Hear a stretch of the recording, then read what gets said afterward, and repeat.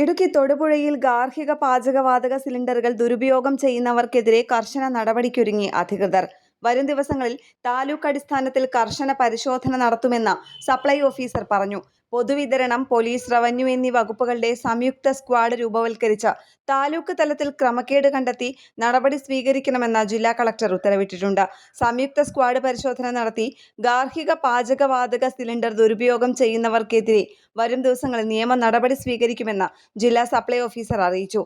ജില്ലയിൽ പലയിടത്തും പാചകവാതക വിതരണത്തിൽ പ്രതിസന്ധി നേരിടുന്നു. കഴിഞ്ഞ ദിവസം പരിശോധനകൾ നടന്നെങ്കിലും വലിയ കുറ്റകൃത്യങ്ങൾ കണ്ടെത്താൻ കഴിഞ്ഞിട്ടില്ല.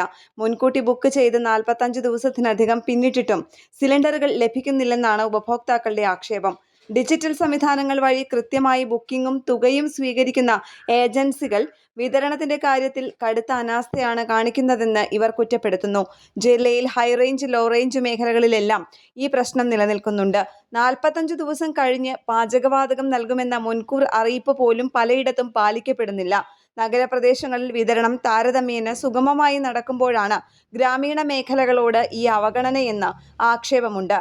പാചകവാതക പ്രതിസന്ധി നേരിട്ട് തുടങ്ങിയതോടെ ഏജൻസികൾ ബുക്കിംഗ് അടക്കമുള്ള കാര്യങ്ങളിൽ നിബന്ധനകൾ കർശനമായി പാലിച്ചു തുടങ്ങിയിട്ടുണ്ട്. ബുക്കിംഗ്, KYC നടപടികൾ എന്നിവയെല്ലാം പാലിച്ചേ വിതരണം നടത്താനാകൂവെന്നാണ് അധികൃതർ പറയുന്നത്.